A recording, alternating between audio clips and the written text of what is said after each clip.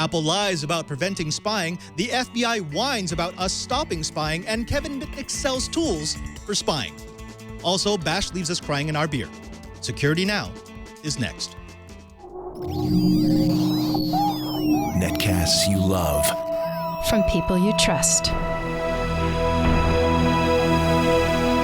This is Twit. Bandwidth for Security Now is provided by CacheFly at CacheFly.com.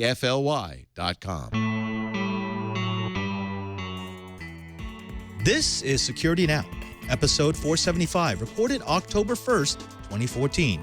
Shocked by the Shell. This episode of Security Now is brought to you by Citrix ShareFile. Enhance your workflow. Send files of almost any size easily and securely with Citrix ShareFile. Try ShareFile today. For a free 30-day trial, go to sharefile.com, click the microphone, and enter Security Now. And by Braintree. If you're a developer or manager of a mobile app and searching for the right payment API, check out the new One-Touch product by Braintree. The fastest, easiest, most secure way to pay an app. To learn more, and for your first $50,000 in transactions fee-free, go to braintreepayments.com/twit. And by ProXPN. ProXPN is a virtual private network that allows you to use the internet the way it should be, anonymously and without oversight. Save 50% off with a 12-month subscription. Go to proxpn.com/twit and use the code SN50 at checkout. It's time for Security Now, the show that covers your privacy and security online. I'm Father Robert Ballecer, the digital Jesuit, in for Leo Laporte, who's currently roaming through Europe. Here with me is the purveyor of truth, knowledge, and justice online. It's Mr. Steve Gibson. Steve, it's good to see you again, my friend. Hey, Padre, it's great to be with you again. It's been, we've been anticipating this for some length of time, ever since Leo said that he was taking what he now regards as a too brief vacation. He wishes now that that he was doing it, that he was going to be there longer. I've been hearing him grumble about, I'm going to be here for Twit on Sunday and then back for Twit on the following Sunday. So he's missing no Twits. He has been pre-recording his Tech Guy show on the weekends in order to be able to have that happen. So you and I get to do this today, and it's like an amazing opportunity. I did send Leo email, I guess like the middle of last week, to apprise him of something that we'll be talking about at the top of the show, which is the result of Mozilla briefly switching their Mozilla.org certs to SHA-256 and then realizing the error of their ways and switching back. And so, in the show, there's a lot of week-to-week continuity. And so I realized that, Leo is going to miss a lot of the conversation that is happening this week. And when that's happened before, I found myself saying, oh, wait, yeah, you don't know about that. And so I was a little preemptive this time. But, we couldn't have a more fun topic, because I started getting tweets Wednesday of last week when the news of ShellShock broke. People saying, wait, you just did Security Now. We need another one right now. And I said, and actually it's been good that it's been a week, because there's really been nothing individuals had to do. Largely, this was a function, it had the greatest impact against internet-connected servers of various sorts. And it's taken a week for sort of things to settle down and for us to know better where we stand. So I think the timing is probably just about right. I actually think it's perfect, because one of the things that we see every time a new vulnerability comes up is every network is jumping in to be the first, to try to explain it, to try to explain how bad it is. It's really been kind of jumbled this last week. It's not even a week since the exploit was first released to the world, and so many people have gotten it wrong. There have been many patches that have failed because they don't quite understand the scope of the problem. And so now that we've had a couple of days to look back, I think it's easier to look at it and say, okay, so this is the issue, not this. This is the issue, not that. And thankfully, we have you. So I mean, I'm actually glad that this didn't break on Tuesday, because if it was Tuesday, it would have been a rush job, and then we would have had to correct errata. Well, and it is a tricky technical problem. There was one one person's communication posited that maybe this wasn't actually a bug, and they demonstrated some useful application of processing a command after the function. And we'll rewind this and start at the beginning here in a second. But the point, but what I was put in mind of was something very controversial from the early days of this podcast, the so-called Windows metafile bug, where in looking at the code that was in Windows at the time, it looked to me to be deliberate. That is, not that it was a bug, but that at the time, back in a day before there were bad guys, and there actually was such a day, and I think that's where this same bash problem originated, or some of the practices that ends up being able to exploit this characteristic of the bash shell. Back in those days, what Microsoft did with the Windows metafile was they had an interpreter which would interpret the contents of the metafile. But there was one command that said jump into the metafile, meaning take it out of interpretation and into native code execution. And I could easily see like the original designer of the Windows metafile saying, you know, it might be handy if we weren't stuck just using the interpreter, if a metafile could also contain native code. Now, again, not something you would ever do in this day and age, but back in the Windows NT days, or even earlier than that, when the original metafile format was put together, it wasn't that unreasonable. And we sort of had that same thing happening with ShellShock, where now when we look at it, everyone's just, oh my God.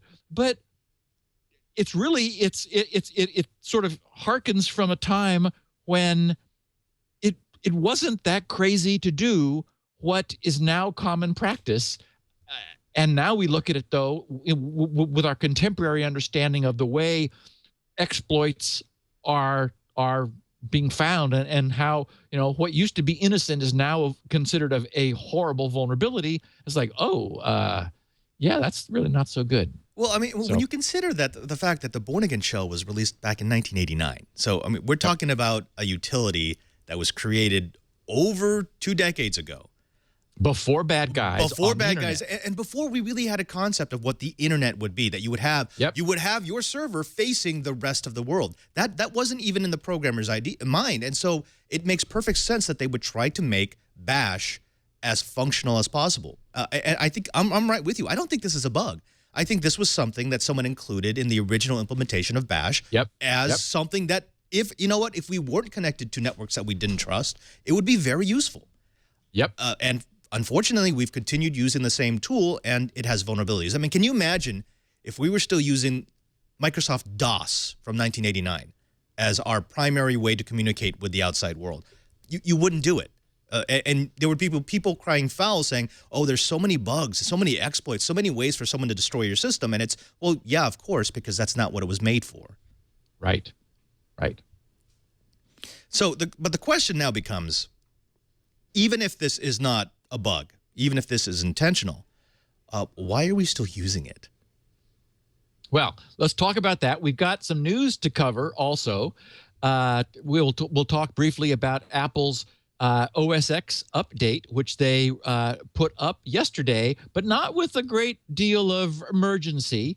Also, some news has come to light about the iOS 8 MAC address randomization that turns out to be almost next to worthless. We were excited about it when we heard about it. It seemed like a cool thing that they had done to iOS 8. Turns out they've really overblown what they're doing. Also, I wanted to chat with you a little bit about what's been in the news this week relative to the head of the FBI complaining now about the fact that corporations have adjusted as we knew they would. We talked about this a year ago, the Snowden revelations and the sense we've had that that there's been some stretching of the U.S. Constitution. I do want to talk about Mozilla's experience with SHA 256 and a friend of ours. I don't know if you ever had a chance to meet Kevin Mitnick, but Leo and I both know him pretty well.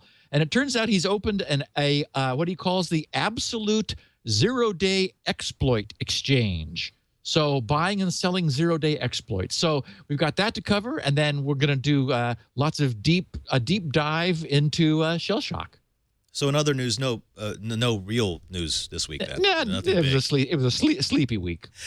Any of those stories, so, iOS 8, Mitnick opening up the zero-day corner store, or ShellShock could be the main story any other week. The fact that we've got them all in the same week, something's weird happening, Steve. I don't know what's going on. Perfect time to have you. Perfect storm.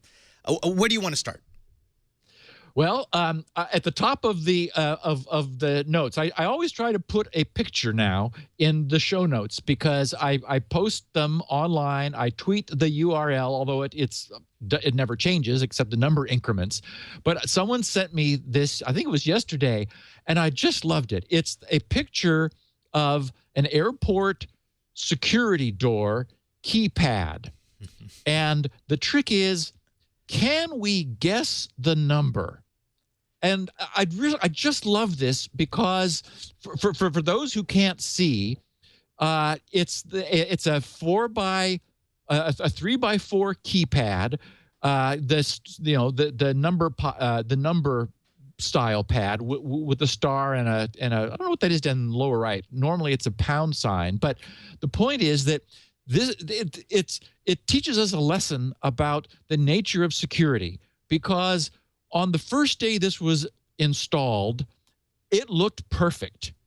Now there are only 4 buttons that almost have the paint rubbed off of them. And we know why. We know it's because those are the ones that are being pushed. And they happen to be 3, 4, 5, and 6.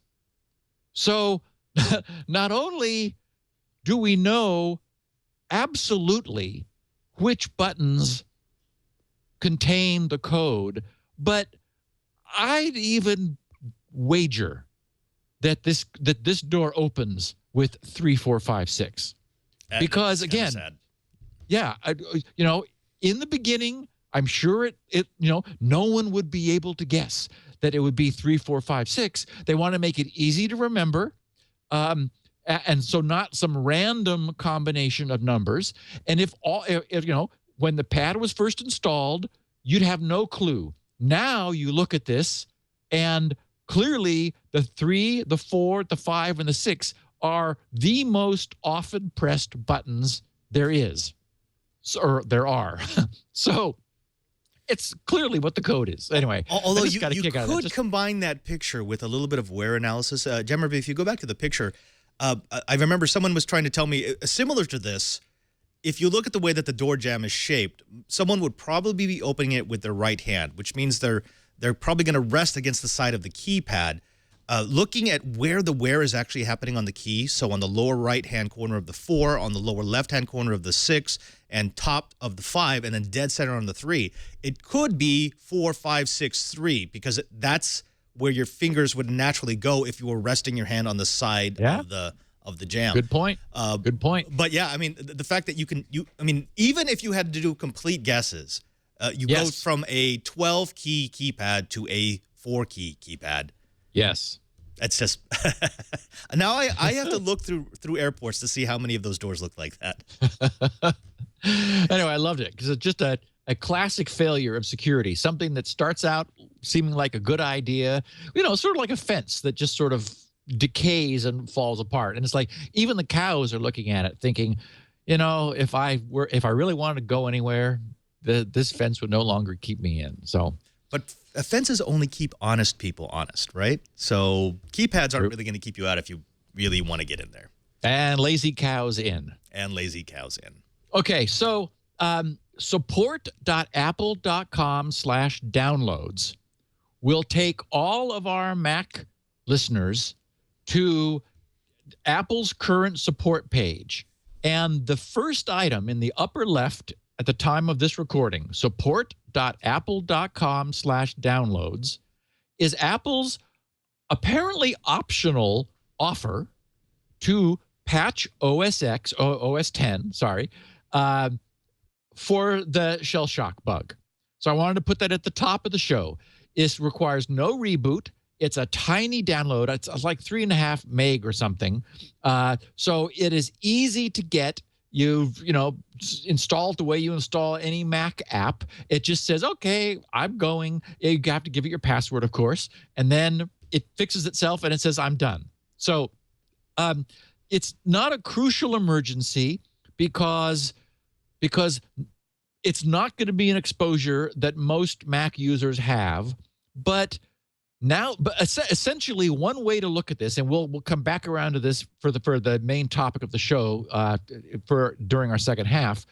But a way to look at the whole thing is that there is now in probably somewhere in every Unix system a component that could be invoked in a way that could give the invoker more control over the system than its owner wants. So that component should be removed. It's just not good to have it there. It's the sort of thing where you don't want to set up intrusion detection systems on your front lines to hopefully block any incoming known exploit, because this thing is going to be with us for a long time, and it's just been a flood of internet traffic trying to exploit this across the entire internet. There have been white hat hackers who've been scanning for it in order to get some sense for it, but a flood of exploits against random IP addresses. Everybody is picking this up who is looking at their incoming traffic. So sooner or later, I imagine maybe with the next major update, Apple will include this, just fixing this. But for our listeners who are more security conscious, because it's small, quick, easy to do, requires no reboot. When you've got OS 10 running, just go to support.apple.com/downloads and fix this. Remove this problem from the systems that you're responsible for.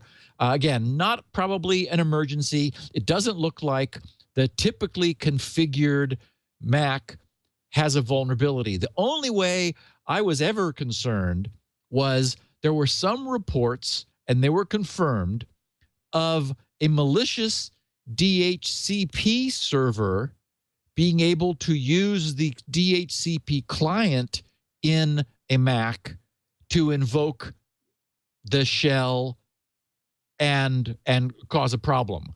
And so that would have affected people who and DHCP is the dynamic host configuration protocol. It's the thing that the system uses when it comes up or when the network connects to obtain an IP address from the network.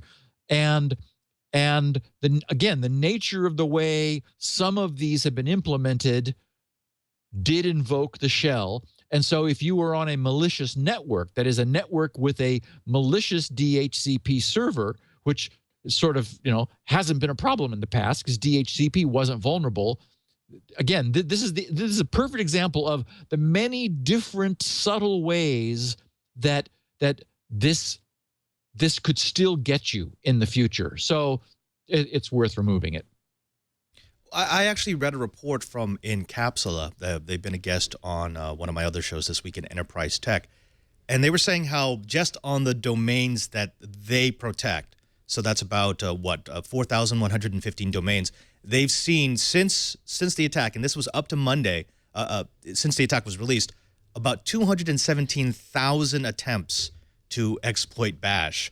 And their guesstimation is that there's probably been about 1 billion attempts so far. I believe they're going to come on this Friday on a special edition of Twilight to show us what a stream of Bash exploit attempts actually looks like. That actually should be some pretty decent TV.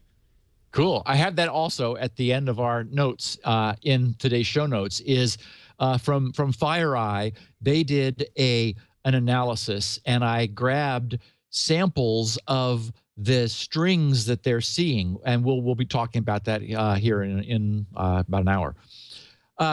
So we were excited when we learned that MAC addresses were going to be randomized by iOS 8 devices when they were not connected to a Wi-Fi network. So which seemed like a fabulous idea. Before iOS 8, your phone or your pads that has Wi-Fi turned on, and as you're roaming around, you're in stores and malls and so forth, it's always scanning, probing for networks that it may know. And traditionally, it's been giving out its MAC address.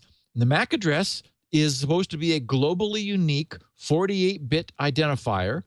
Globally unique because it has to be unique on a single Ethernet network. And since you never know which devices may also be on the network with you, and it has to be unique or you'll have a MAC address collision. And those of us who've ever played with Ethernet networks extensively know that that's not a good thing to have. So they make them all unique. Well, what this meant was that essentially you were a beacon as you walked among stores and in malls and movie theaters and so forth, basically broadcasting a token that represented you. So the idea that Apple was going to respond to this and make them random until you actually connected, first of all, that's a very clever hack. So the moment you hear about it, it's like, hey, that's very nice. Turns out, no. Based on some analysis performed by Dick Arnott at imore.com, who took a much closer look at iOS 8's MAC randomization, it is almost never active. That is, only when the phone is in a deep sleep state, for whatever reason, is this in effect. And like when the phone awakens out of deep sleep, even with the screen still dark, to receive push email, then it's not randomizing the MAC. Anytime anything rouses it in any way, it returns to its fixed MAC. Now, I don't know why, because the hack that they originally described seems entirely feasible. So I hope they get some pressure to make this better. Maybe they couldn't do it for architectural reasons. Maybe there was a glitch. Maybe someone was lazy and they didn't care enough to do it as well as they could have. I haven't looked at it closely enough to understand why. So my upset, it's like, my upset is that they told us something which is not true. And that's the one thing I don't want. It's like, it's fine if you're going to offer something that's weak but better than nothing, but don't advertise it as your MAC address is always random until you're connected. That's not factually true. And Apple's on this big campaign now about them not collecting data and exactly, there's the page, and privacy is built in and rah-rah. And if you scroll that page down, I think to the second to the last item on the page, you'll see their statement. They said, when you're out running errands with your phone in your pocket, Wi-Fi hotspots have the ability to track your movements and behavior by scanning your Wi-Fi MAC address. A MAC address is a string of characters that uniquely identifies your device on a network. With iOS 8, we've introduced an innovative feature designed to protect your privacy by randomizing your device's MAC address when the device is passively scanning for Wi-Fi networks. Not true. Because your MAC address now changes when you're not connected to a network, not always true, it can't be used to persistently track you. Not true. This is in line with Apple's industry-leading effort to do away with persistent identifiers and is unique to iOS devices. So my problem is that's a lie. That's a complete mischaracterization of a feature that they're touting. So they've got to fix this. Either tell us the truth or make it true. It would be great if they could make it true. Again, I'm only annoyed that based on Nick's reporting, this is almost never true.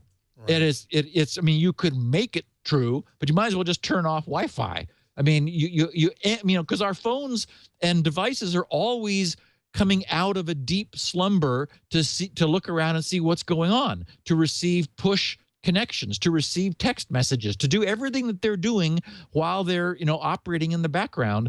All of those events drop this out of MAC address randomization. So maybe there's an architectural limitation. If so, they should have just kept quiet because it's useless the way it is now. And I'm obviously, you can tell, I'm really annoyed because it's like, just don't lie. Lying is not what you want to do if you want to convince us that, for example, you can't listen in on our iMessage sessions. You've said that too, and I don't believe that.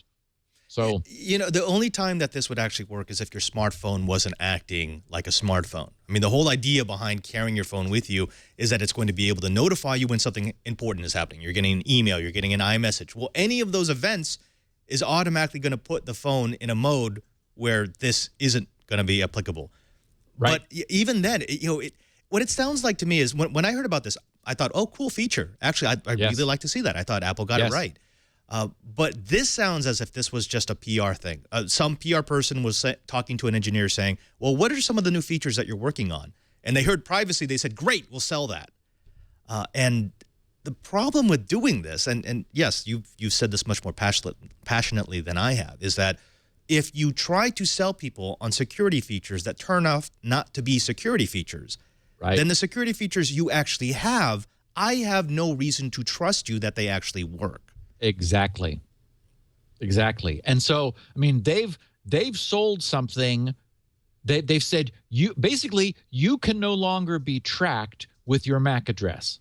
That's not true. That is, you cannot be tracked until you connect to a network. Not true. Period. Now, it's also been noted that what the Mac is doing is also transmitting a bunch of SSIDs. That is, there's a fixed list of SSIDs that it's got in its beacon, and that's not subject to change even when the MAC address is randomized. So there's still persistent sticky stuff which can be used, but not globally the way the device's MAC address can be. I mean, the MAC address is a nasty global tracking item, and we were led to believe they'd fixed that. They didn't fix it, and they told us they did. Right. So. And I think that's the biggest problem, because people should turn it off. If you really don't want to be tracked, your phone can't be emanating anything. I'm not just talking about the MAC address. That's a very good point. You got to put it into airplane mode. Everything shuts off. Cell tower connectivity gives you, I mean, in all the movies now, that's how they're localizing people is checking their cell towers, which ones they're connected to. Yeah. And when you start sacrificing the integrity of your security solutions in order to make some PR hay, I worry. And this is not just Apple. I'm sure Google's doing the same thing. Google's been also doing this big push on, well, our new phones, they can't be tracked and they're NSA proof. Anytime I hear PR slogans like that, I think either your engineers aren't being honest with you or your PR people are lying. It's one of the two.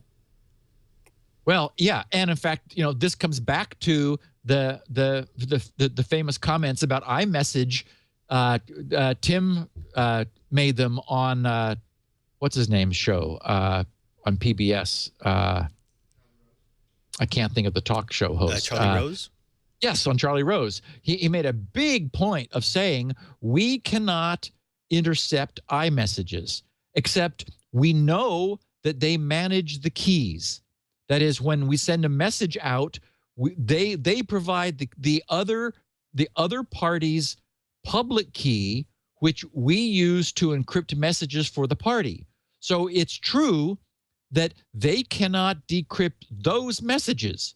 But since the key management is transparent, nothing prevents them from putting another public key in to the key bag for themselves, in which case they will be able to decrypt the message. So saying that they don't have the keys is different from saying we're unable to give you a key which we could use.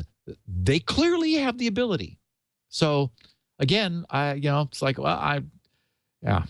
A smart person once convinced me that the only way to have true privacy is if you own all the keys. Nobody else has a copy to anything else, and if you lose them, they're gone. If Apple is saying, well, we back up your iMessages in case you have to recover them, it almost implies, and there's a way to recover your password, and therefore that means there's a way to recover your key. Ergo, it's not secure. Ergo, if they get a warrant and the NSA really wants to look at your iMessages, they're going to be able to. Again, just, be honest with us. Tell us that this is secure as long as we don't get a warrant from the NSA, someone tapping us on the shoulder saying, this is a legal warrant, you need to turn over your data. Yeah, or tell that your MAC address is randomized as long as your phone is off. Right. Although the people in the chat room, they're good. They recalled that case. Do you remember, this might actually have been before the iPhone was released. There was an FBI operation where they were able to listen in on some mafia folk in New York, even though a BlackBerry was off, because they were able to turn the BlackBerry back on without it looking like it was on, and they were able to listen into the microphone. And so it's, now that's conspiracy theory. It's, wait a minute. So unless I can take the battery out of my phone, I can't ever assume that it's off. And gee, none of these Apple devices have removable batteries. Although I hear that if you bend the 6 Plus, it can't listen in anymore. So maybe that's actually a security feature they couldn't tell you about. Well, okay, so we have to talk about, because this was made a bunch of news this week, and I know you'll enjoy talking about it with me. That James Comey explained that he was very concerned about new Apple and Google privacy features. He said that he was concerned that the two companies are, quote, marketing something expressly to allow people to place themselves above the law. And I heard in the news podcast just before this one, they were talking about this and noting, basically that this was a reaction which we predicted a year ago in the wake of the Snowden revelations, I guess almost a year ago, that, we have the technology to absolutely lock this stuff down. And it'll take a while for it to get deployed, but once it has, it's game over for the intelligence agencies. This is not an insolvable problem if we choose to solve the problem. And the argument is, as we've been covering all the Snowden stuff, these companies were begging to be allowed to disclose what they'd been compelled to do, because without being able to do that, consumers were fearing the worst. And they were not allowed even to tell the truth, even to like say how, give a number of requests that they had honored and so forth, as if a number was actually a national security issue.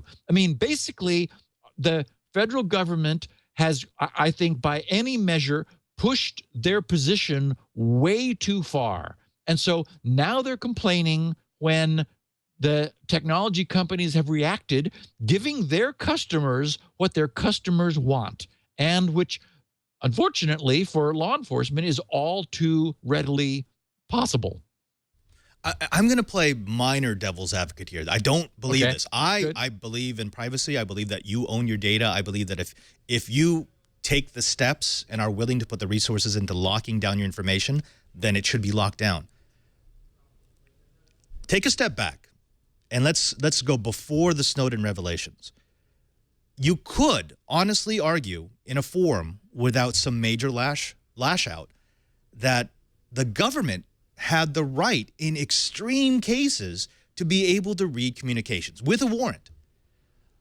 I think most of us would have actually said, okay, yeah, that makes sense. In fact, he mentions it. When he's testifying, he's saying, look, there should never be a closet that's locked completely from us. If we need it in order to recover say a kidnap victim or stop a terrorist activity, then most people would say, yeah. The problem is, and you pointed this out, is the government has so far overstepped that we're no longer willing to even give them that little leeway. We're saying, look, we were willing to give you the extreme circumstances clause, but you treated it as if everything was an extreme circumstance. Yeah. So again, it kind of harkens back to the Apple situation. Why would I trust you? Why would I believe you? If you're going to cry wolf every single time and then tell me it's for my own good, I'm just going to stop trusting you. I'm going to lock everything away. Well, yes, and I completely agree. If there was a facility which under a warrant allowed this, I mean, that's the way our system has functioned, like from its founding. And it's the issue of the judge and the warrant, which has been explicitly bypassed. All of this, well, that's why it's called warrantless wiretapping. And the argument is like, well, tap it now because we need the information now. We don't have time to get a warrant and similar things. I mean, we've been hearing about basically these constitutional protections just being ignored. I mean, and the fact, for example, that simply by calling someone a terrorist, they can be locked up and all of their civil rights suspended. I mean, Again, I understand the law enforcement argument for the instance that you can create that demonstrates the necessity, but now the country is subjecting its entire population to that argument en masse, and that wasn't the way the system was designed. And of course, the problem is, and in fact, there was a story that I ran across. I don't have it in my notes today. That it just flew by like 2 days ago, saying that the Chinese government was found leveraging and abusing some ability that Google had to decrypt or monitor its networks somewhere. And so this was a demonstrated example of what is the concern, and that is if there's a back door, it won't only be opened under warrant by law enforcement. It's inherently able to be opened by others. And that's a concern too. And that's the plot of every hacking movie ever. That we always put in back doors when we program a system. Right. Let me ask you this. If we were to move to a perfect security system in which everyone had their own keys and they were locked into their own devices and the government couldn't access them in a technologically feasible way, you could say, and you'd be protected under your Fifth Amendment rights, I don't remember my password. They can't persecute you and prosecute you if you say you don't remember your password. But if you say locked down all your devices with your fingerprint, yep, they could compel you to touch the fingerprint reader. Yes? Yep. And that's perfectly within law. Yes. And in the recent court cases that we've seen, it's been, if it's something you cannot be compelled. That's considered testimony against your own interests. And fifth, as you said, the Fifth Amendment of the Constitution protects us from divulging that. But if it is something physical, a physical key or a fingerprint, then you can be compelled to supply that. The first time I heard about this, do you remember those little sensors that were available for PCs, the URU sensors? It was the first time you had a low-cost, relatively accurate sensor that you could plug in via USB and get encryption for pretty much everything. I was really big into that until we had a Jesuit who was a lawyer in the community, and he said, that actually wouldn't protect you from search and seizure. That's a physical item. They could compel you to push your finger on that reader if you're actually concerned about having your information snooped on by law enforcement agencies. That's not the best way to do it. And surprise, 15 years later, it's actually still relevant. Okay, so this was really interesting. We talked a couple weeks ago about what I consider to be Google's heavy-handed mistake in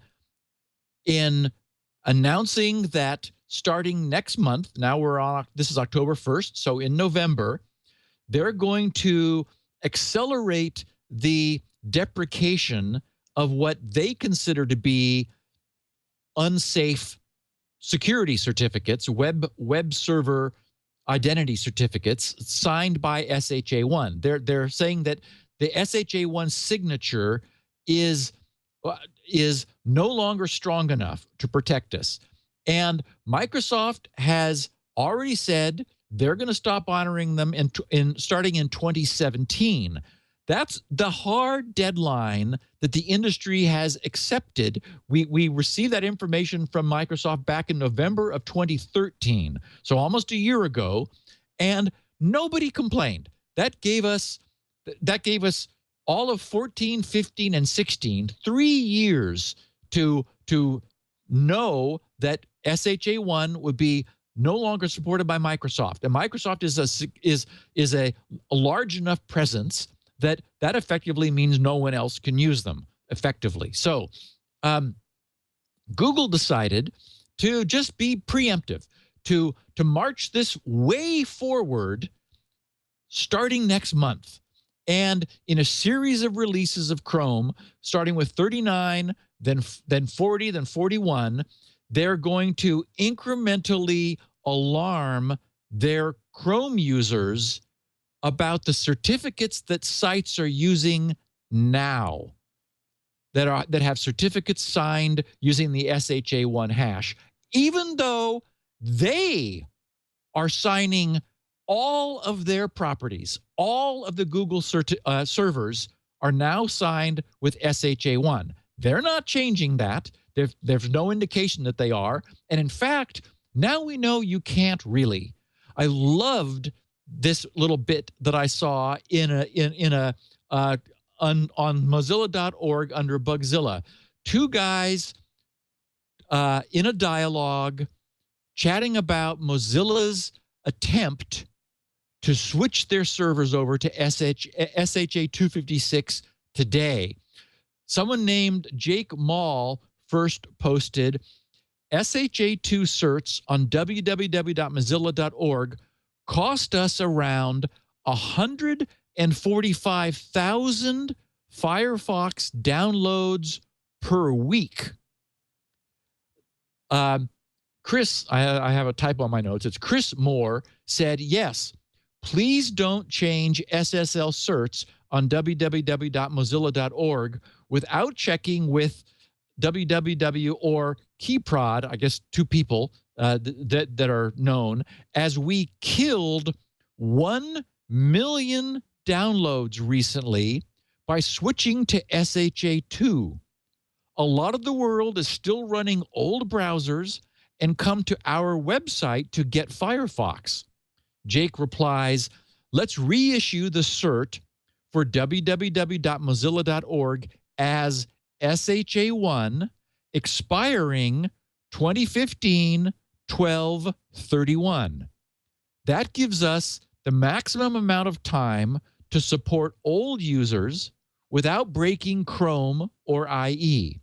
At that time, we may just have to start trying to detect WinXP users, ideally just pre-SP3, but that seems like it would be hard to detect, and force them to a non-SSL connection.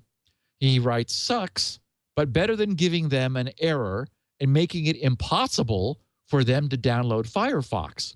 Firefox is a great fix for them because it ships with its own SSL stack and thus avoids the underlying OS limitation. And Chris finishes saying, let's keep SHA-1 on www.mozilla.org until we find a better solution. Switching to SHA-2 will kill 5% of our downloads, and that has a direct impact on ongoing Firefox usage unless we have a better solution to deal with legacy browsers.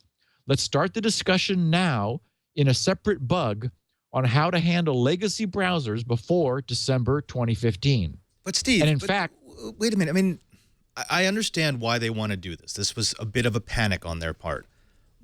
But doesn't this just push the problem down the road? I mean, aren't we going to run into this in December 2015 again? Because as far as handling the problem, it's basically you have to upgrade your browser. Okay, so XP pre-Service Pack 3 has no knowledge of SHA-256. So, and it turns out there, believe it or not, I mean, these are the users apparently. 5% of the people visiting Mozilla.org have a pre-Service Pack 3 version of Windows XP. Windows XP and Chrome on Windows and IE on Windows all use the OS native cryptographic stack. So IE and Chrome on Windows pre-Service Pack 3 cannot connect to any web server signed with SHA-256. Right. Mozilla, which is why Firefox is perfect for them, because it has its own stack. But precisely. I mean, if you look at Windows usage numbers, especially for XP, they're not going down nearly as fast as we thought they might. You know, even though it's been deprecated, it's end of life, Windows XP is still running strong. So it gets me back to that point, which is, well, at the end of 2015, the people who are using XP now are probably still going to be using XP. If they haven't switched, it means they're not interested in switching. Right. So you're going to run into this again, right? Yes, but it's more than 2 years from now. We have all of I mean, it's plenty of time. So I mean, even the other certificate authorities, or well, actually all the certificate authorities, were really upset. The Cloudflare people were really upset because this meant that they had to do a mass rekeying with very little notice. The argument was, look, you know, basically Google just dropped the bomb and said everybody must change, or we're going to start penalizing sites that don't. Now what we see is sites themselves will be penalized because the world isn't ready to change. And so my position is, yes, it is only kicking the can down the road, but it's another 2 years of sites experimenting like this and beginning to come up with solutions to push people up to SHA-256, especially when Google themselves are not switching. They can't switch because they don't want the lack of connectivity that the Mozilla experiment demonstrates you get today. Yeah, so it's a kick down the road, but it's a really long kick, and maybe in 2 years all those XP machines will die. Well, I guess my feeling is I won't feel the sympathy for them in 2 years that I do today. They will, if nothing else, have had plenty of notice. This just isn't sufficient notice. Right. Yeah, I can see that. I can see that. So it's all about timing. I mean, this yes. You could just wait for this problem to organically go away, rather than forcing a major change that's going to have a great impact on the people who are actually supporting your solution. Yeah, and I mean, and I can see Chrome being proactive maybe during 2016. For example, we've already established a hard deadline, thanks to Microsoft, on excuse me, at the beginning of 2017.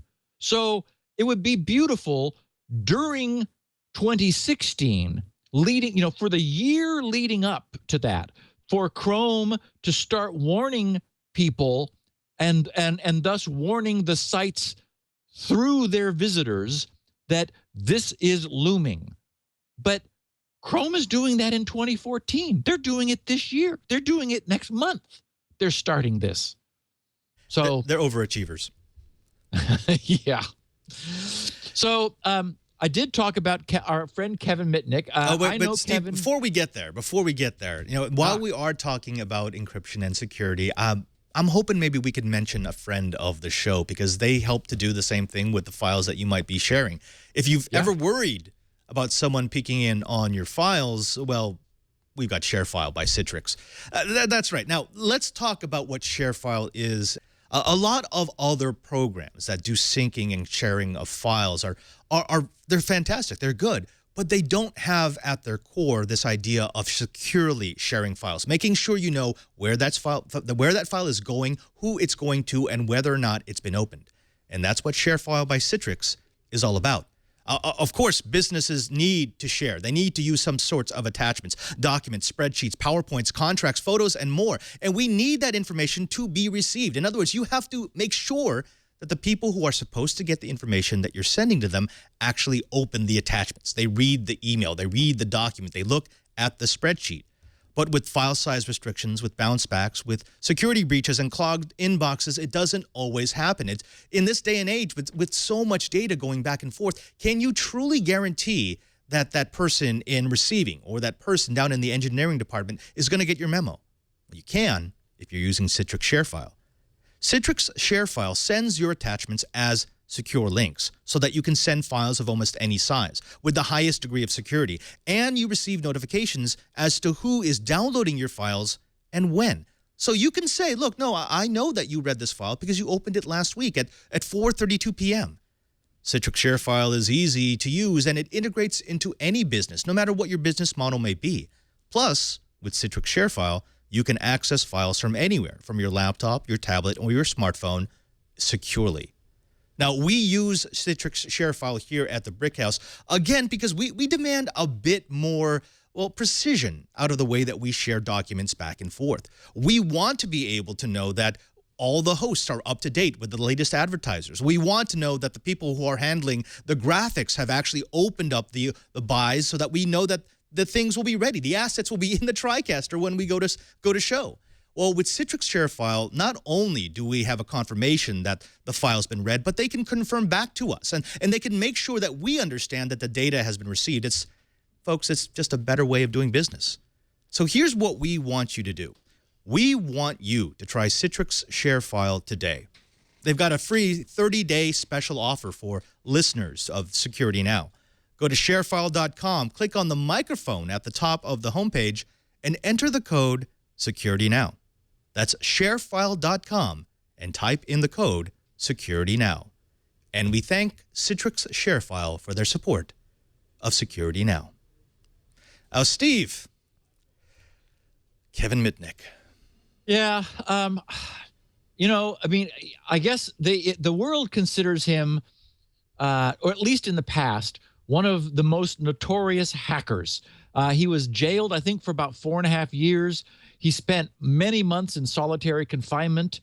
There were a lot of people who were upset with the way Kevin was treated. There was like an industry of free Kevin T-shirts and mugs and things. And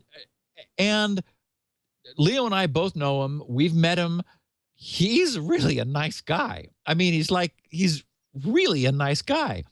And so I don't quite understand what's happened here. I guess it might just be that he wants to make some money. But he announced that he is going to start selling zero-day exploits to, quote, discerning government and corporate buyers.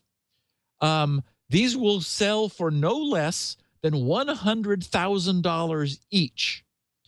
And although Kevin's company, MitnickSecurity.com, employs its own hackers, apparently to dredge up some of these, mostly he's serving as an exchange, a zero-day exploit reseller, purchasing exploits from those who discover them and reselling them to his customers.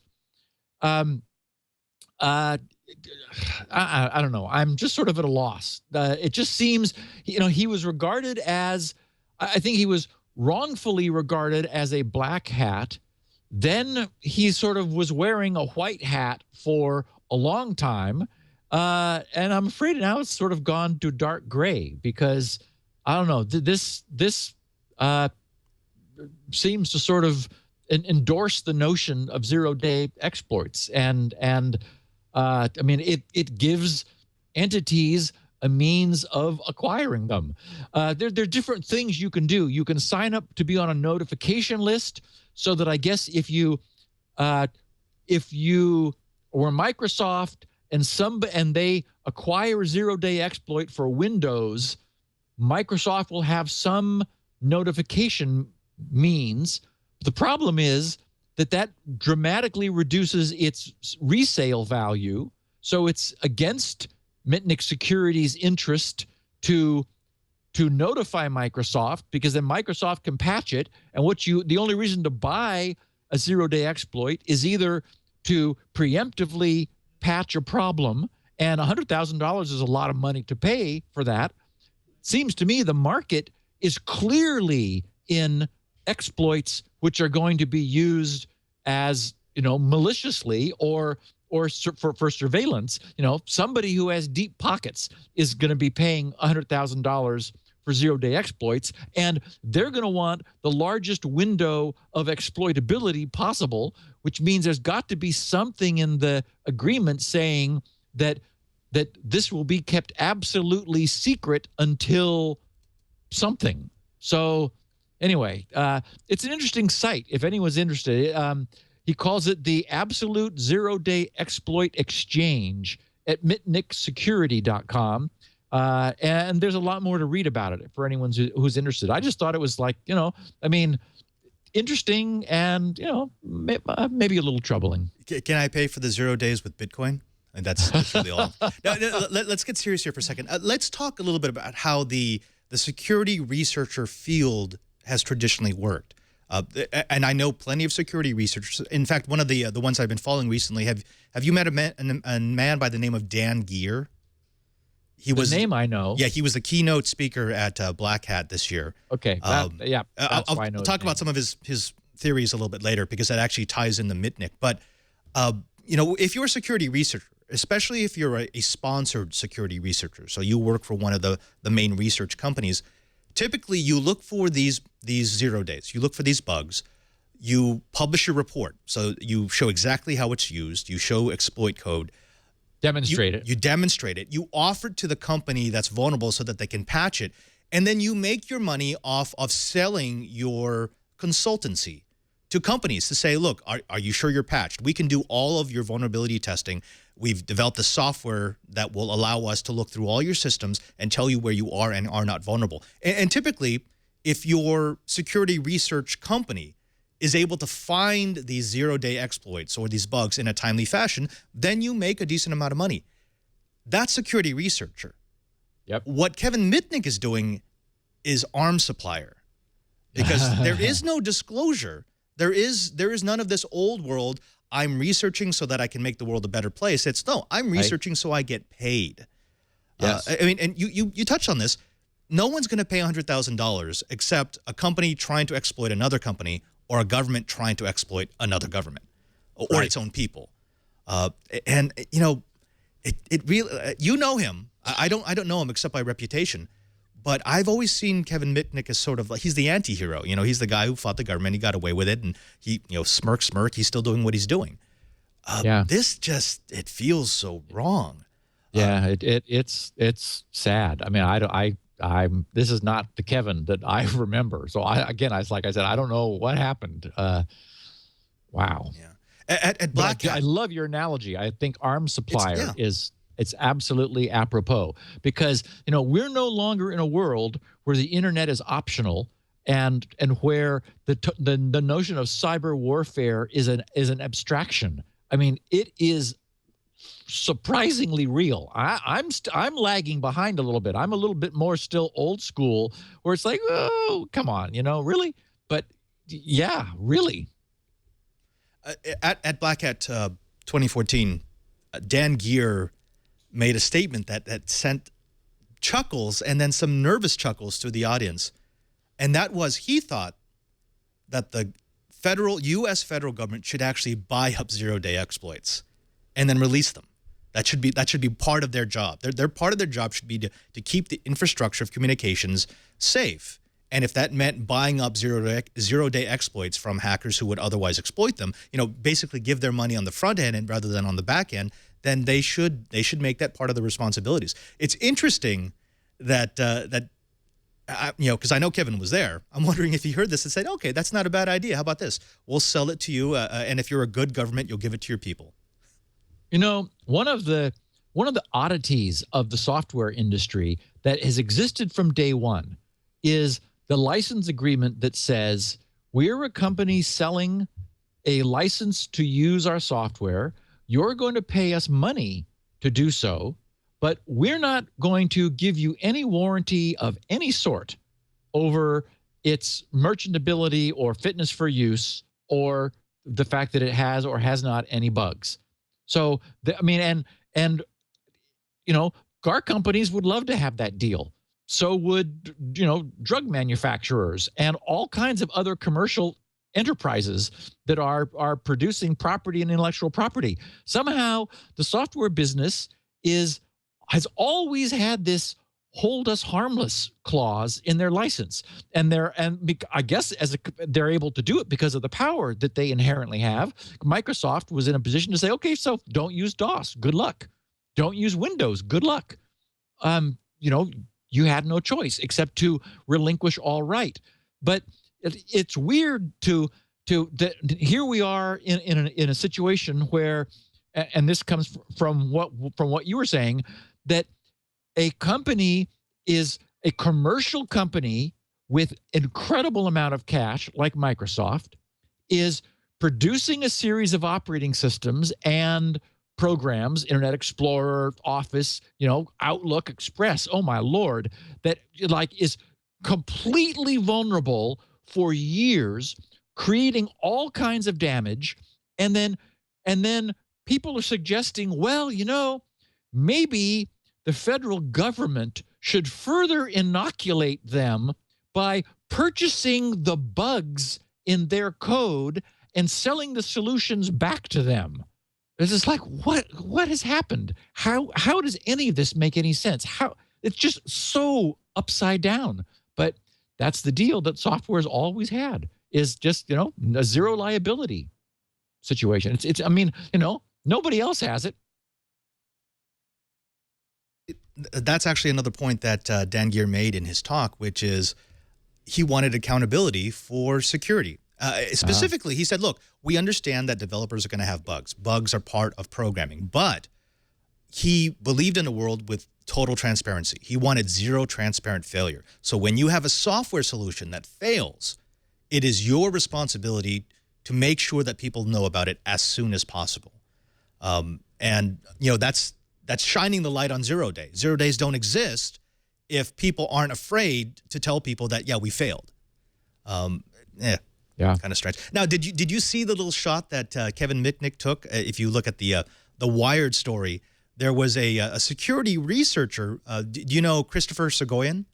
Oh yeah, of course. Of course, yeah. He's a big a voice against the use of 0 day exploits. Yes. And he fired off a kind of a snarky tweet, and he said, well, look, if you're going to sell 0 day, which I don't recommend, exploits, using a convicted felon as a broker, well, that seems unnecessarily risky. And Mitnick shot back in typical Mitnick form, my clients may use them to monitor your activities. How do you like them apples, Chris? So, and again, that kind of breaks my vision of what Mitnick is. I didn't see him like this kind of a person. I'm wondering, did you nail it? He just wants to get paid. It's like, I've been doing this game for the longest time. It's time for me to actually be comfortable. Yep, cash in. Oh. Yeah, and I think he's wanting to leverage his celebrity. He certainly has celebrity. Everyone knows the name Kevin Mitnick, so he just figures, hey, I'm going to get paid. Yeah. He does have a book coming out, not quite published, called The Art of Invisibility. And it was described, I don't know what copywriter wrote this, but it says, the world's most famous hacker reveals the secrets on how citizens and consumers can stay connected and on the grid safely and securely by using cloaking and countermeasures in today's era of Big Brother and big data. And it's like, yes, unless they buy any of the author's 0 days and use them again. I think we already actually talked about how you stay secure. Turn off your phone. Don't ever get on the internet. That's about it. That's the only way you stay secure. Oh, and by the way, don't get in a car that goes anywhere near a security camera, a traffic cam, or a license plate cam. And also don't call anyone on the phone and don't send any mail. You probably shouldn't leave your house. And don't use the transponders used to fast track. Run the fast track, exactly. The fast track. Which, by the way, you have no choice anymore. You know that in the Bay Area, you can't go across a bridge without that. They're not taking tolls on the Golden Gate, and they're going to repeat that down the chain here. Wow. So in miscellany, I have just one quick little thing. I ran across what I thought was just a charmingly clever idea. We've talked years ago about the problems of webcams on laptops and now often on desktop machines. That is of the camera staring at you. And my first advice was just take a small piece of the sticky top of a Post-it note and stick it over the lens. That is, you just don't want this thing staring at you. There are too many past and known ways for that to be used to eavesdrop. In fact, we covered the famous case of an elementary school that was loaning these laptops out to their students, and the security firm that they were using were turning the webcams on in the students' bedrooms in the evening and spying on these elementary school children. Also known as child pornography. Really, if I remember that case properly. Yeah. Really chilling. So, and then one problem with that advice was that if the system used the webcam to measure room illumination, then you would be losing the automatic brightness control.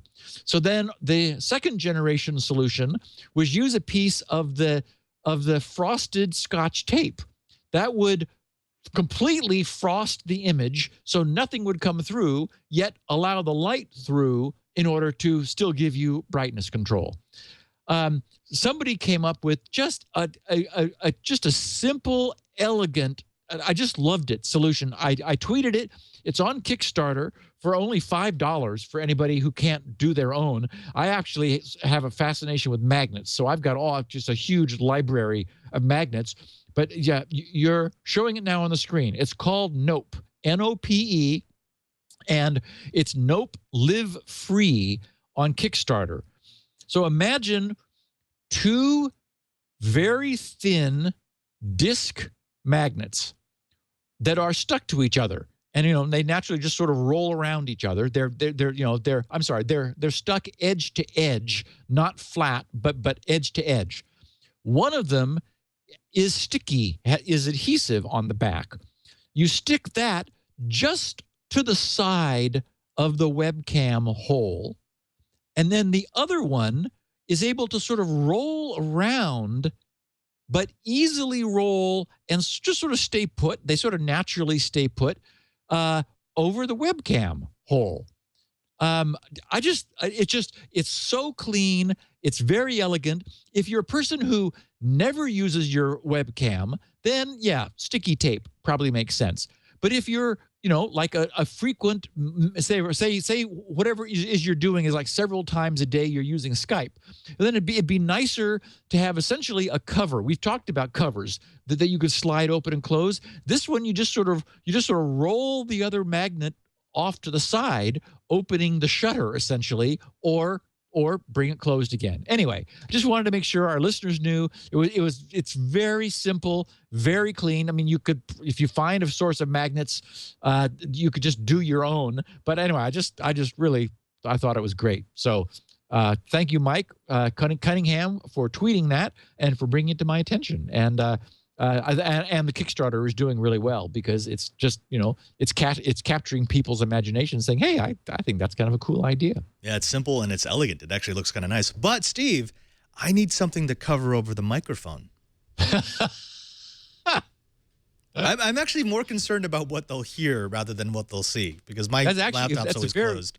It's a very good point. Oh, and I should note that a couple people did wonder whether the magnets were thick enough to interfere with a laptop cover's closure. That is, often laptops do have a gap between the lid and the bottom, but some of them don't. Some of them come down tight. So if you were using it on a laptop, because there is some non-zero thickness to these little magnets, you'd want to make sure that it's still going to be compatible with you being able to close your laptop. Otherwise, it's not so convenient. Not so convenient at all. But wait. We've got something big coming up because we do have to cover ShellShock, yes? Yeah, at some point we're probably going to have to get there. But before we do that, do you mind if I take a little break here to pay some bills? Absolutely. All right, because Steve, one of the newest advertisers on the Twit TV network is aimed at my people. My people are the developers. I run a show called Coding 101, and developers are always looking for a way to monetize their apps. Well, it's not always easy. If you've ever written an app, you know how difficult it can be to find a company that gives you a solution that's easy to use, that's secure, that's reputable, and also that scales. I mean, you can often find companies that do one or two of those things at the same time, but to find a company that does all of them, well, you got to go to Braintree Payments. That's why companies like Uber, Airbnb, Hotel Tonight, Living Social, and GitHub have turned to Braintree for payment APIs because it can do all those things. Braintree scaled with these companies from their early stage startups to the successful companies that they are today. That means that you can trust Braintree to scale with your business from processing your first dollar to your billionth. By using the Braintree Payment API, you get a full-stack payment solution that supports all payment types that your customers might want to use, including credit cards, debit cards, PayPal, Venmo, Apple Pay, 130 different currencies from around the world, and yeah, even Bitcoin. Plus, it does so across all platforms with integrated fraud protection and customer service. Now, you might think that kind of functionality comes with a hefty development work, but, it's not going to take you weeks or months or even years. It's going to take you hours. The Braintree Payment API supports Android, iOS, and JavaScript clients with only 10 lines of in-app code. So even if you know nothing about it, you can walk yourself through how to integrate this into your app. They've got SDKs in .NET, Node.js, Java, Perl, PHP, Python, and Ruby, and they give you the code that you need to integrate into your app to be up and running in minutes. You can even call their best-in-class customer service, and you'll get a live person, a real person, who won't just help, but can actually walk you through the procedure of the integration. Of course, an easy-to-use payment system that isn't secure is worthless. I mean, this is security now. We have to consider that. That's why Braintree uses tokens to secure customers' payment information so that credit cards are never passed to a merchant server. What that means is that they're known for their back-end security and merchant protection. And the fact that the user's financial information is never actually stored on your servers means that if you're using Braintree, even if you do get hacked, even if your systems are compromised, you don't have to worry about fraudsters going on a crime spree with your customers' cards because you never had that information in the first place. Braintree is the fastest, easiest, most secure way to pay. But what I think really sets Braintree apart is that it's not just a payment API, it's a way to increase your sell-through. Braintree is helping solve a huge problem in online commerce, namely that there's a 70% cart abandonment rate, and it's even higher for mobile. By offering one-touch payments for your mobile apps, your customers can check out if they have the PayPal app installed on their phone. Gone are the days of entering fields and sharing credit card information on tiny screens. One and done, securely, easily, quickly, and with much less risk of a customer giving up on a purchase. And if that all wasn't enough, Braintree will give you your first $50,000 in transactions absolutely fee-free. So if you're an app developer or a manager, check out Braintree today at braintreepayments.com/twit. Review their documentation. It's simple and concise, and you get to play around in their sandbox that lets you give Braintree a try with no commitment and test your integration before actually going into production. Once you decide to implement OneTouch, and believe me, you will, your first $50,000 in transactions are fee-free. That's BraintreePayments.com/twit. And if you've used Airbnb, Uber, Hotel Tonight, Living Social, Fab, or GitHub, let us know what you think about Braintree. Tweet at Braintree. We thank Braintree for their support of Twit. Now, Steve, the main event. Everyone has been talking about ShellShock. How much should they be afraid of this? Is this bigger than Heartbleed? Is this actually going to affect them? Is this just something that system administrators have to worry about? Tell us all about it. Okay. Okay, so let's sort of get a foundation of understanding the problem.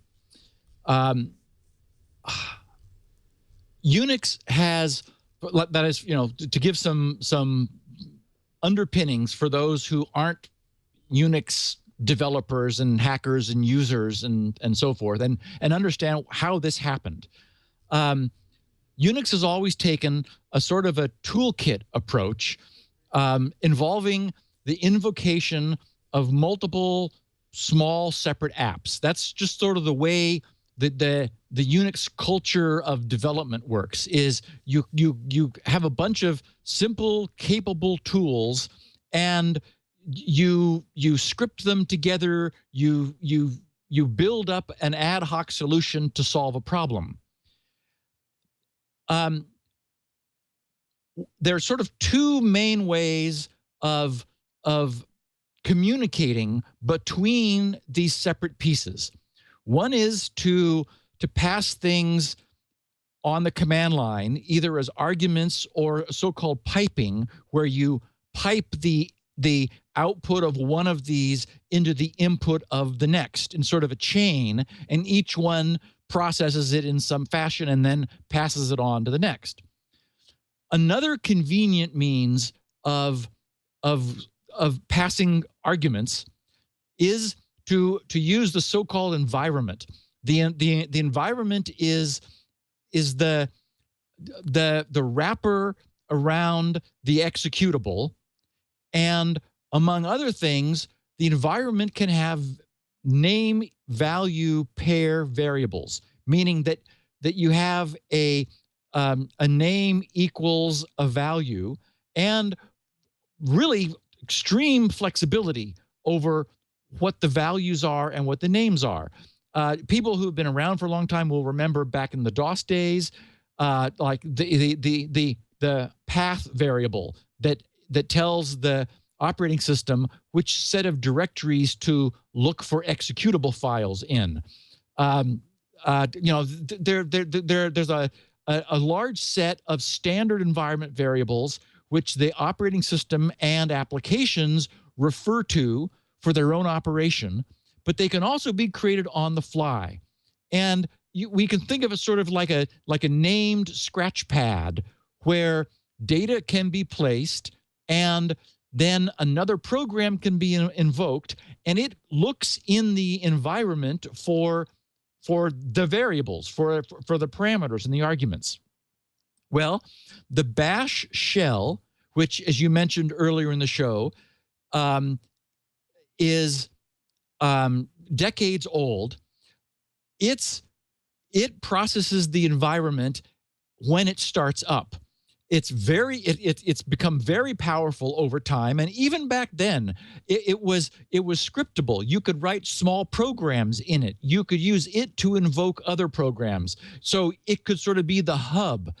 One of the things that it could do is you could define small functions, that is, executable functions, in an environment variable. And when bash started up, it would read in the environment, sort of incorporating it into itself, and in the process, define those functions. So in this sort of toolkit glue approach, one of the things that was done very often in the earlier days was as we began to have data submitted by users in this submitted by web users to web servers, The so-called CGI was the typical way that it stands for Common Gateway Interface, was the typical way that a user submission, which is always a query, remember, users query the server. The user's query would invoke some code running on the server, which would receive the data that the user sent, and whatever that program emitted, whatever it generated, would be the response that would go back to the web page. Well, just because of the design of Unix, the various parameters, the headers in the user's query were put in the environment because in the environment was a convenient way for the CGI script to reference things like the host header and the accepts header and the various query headers which are used by the operating system, or I'm sorry, the headers that are submitted by the browser and then used by the CGI side to process the query. So this is the way things sat for several decades until several weeks ago, somebody noticed that when the shell, the born shell, which technically stands for born again. There was a born shell, B-O-U-R-N-E. This is the born again shell, B-A-S-H, thus bash. When it is invoked and it sucks in the environment and processes the values of the environment variables that it finds there, it turns out that after it processes a function definition, it continues looking at the balance of the value of the environment variable, and if that's a command, it will execute it. Now, as we talked about at the top of the show, that's not necessarily like a horrible thing. You could imagine back 20 years ago when the internet hadn't happened, that the designer of this could have thought, hey, I'd like to be able to define a function and then invoke the function. So you can actually do that, or could do that. It's not clear today whether that still has survived. You could, at the beginning of the environment variable's value, have a function definition, open parens, close parens, open curly brace, contents of the function, close curly brace. That's the function definition. But then afterwards, you could refer to the function that you just defined. So you could argue that this never was a bug, that this was a feature that the original implementer of this extension to the shell thought, hey, this would be a handy hack. And it no doubt is.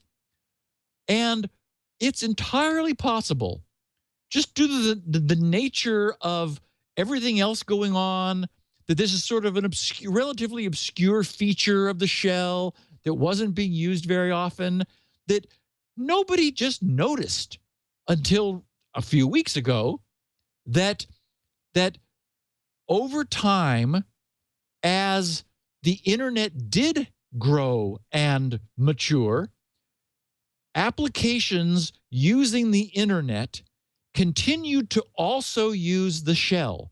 That is, maybe began using the shell and then it was handy. So, I mean, the shell is always there. You on a given system, you can count on it. It's the default shell for Unix and Linux systems generally. And so because it's there, it's handy, you can count on it. Unix developers just used it.